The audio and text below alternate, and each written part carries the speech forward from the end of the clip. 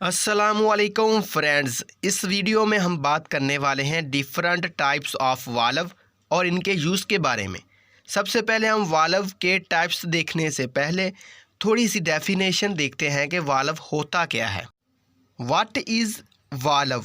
Valve is a mechanical device which is used to isolate, regulate and control the flow of a fluid like liquid gases and salaries।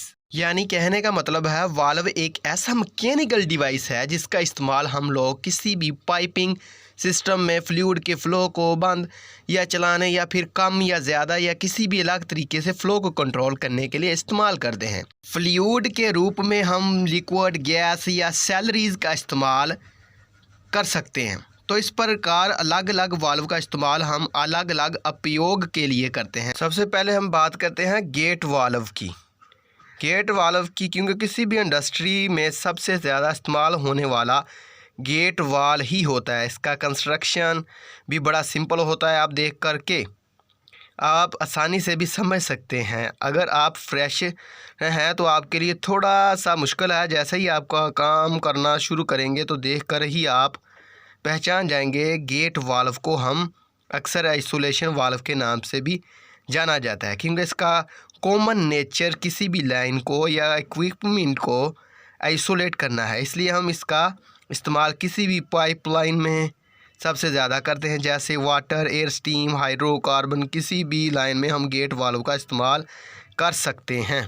इसके बाद हम बात करेंगे globe valve की, जो कि gate valve के बाद अगर सबसे ज़्यादा इस्तेमाल किया जाता है वो ग्लोब वाल्व।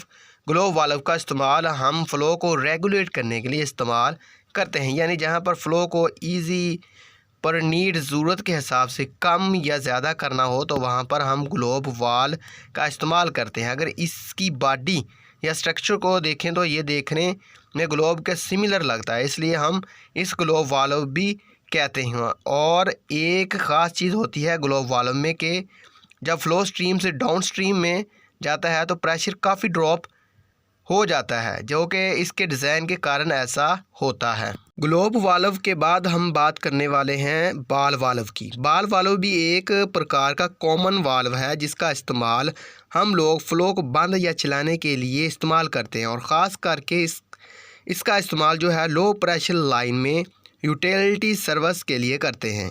इसको बाल वाल्व भी इसलिए कहा जाता है, इसका जो डिस्क होता है अगर आप ध्यान से देखेंगे तो वो एक बाल की तरह ही दिखता है, इसलिए इसका नाम बाल वाल्व रखा गया है। ये सब चीज़ें आप फिगर एक बार अच्छे से देखे जाएं तो ये बहुत आसान होता है इन सारी चीज़ों को समझना। पहली बार हो सकता है कि आपको समझना थोड़ा सा मुश्किल हो, लेकिन जैसे ही आप बार बार आप किसी भी चीज़ को देखेंगे तो आपको समझने में चीज़ें बहुत आसान होती जाएंगी। बाल वाल्व के बाद हम बात करने वाले हैं NRV वाल्व के बारे में, जिसे हम नॉन रिटर्न वाल्व भी कहते हैं। इसे हम चेक वाल्व के नाम से भी जानते हैं। इसी की सबसे ख़ास और यूनिक चीज़ ये है कि ये वन डायरेक्शन प्रोवाइड करता है। ये किसी भी पाइपिंग सिस्टम में बैक फ़्लो को रोकता है, यानी कि इसी लाइन में वापस रिटर्न फ़्लो नहीं आ सकता, बैक फ़्लो को रोक लेता है। सबसे ख़ास चीज़, जब मैं एक जगह इंटरव्यू दे रहा था तो मुझे दिखाया गया कि ये क्या है। मैंने बताया कि ये नॉन रिटर्न वाल्व है। सर ने कहा कि कैसे हम मान लें कि ये नॉन रिटर्न वाल्व, आप कैसे अश्योर हो सकते हो कि कह सकते हो कि NRV ही है। तो एक चीज़ मैं पहचानता हूँ कि सबसे सिंपल सा रूल है, अगर आपके साथ भी ऐसा हुआ तो आपसे कभी इंटरव्यू हो तो इंटरव्यू में ऐसा पूछ ले तो आप बता सकते हैं कि सर NRV एक ऐसा वाल्व होता है जिसके अंदर कोई भी हैंडल नहीं होता, कोई भी व्हील नहीं होता। तो इस तरीके से आप इसे क्लियर कर सकते हैं।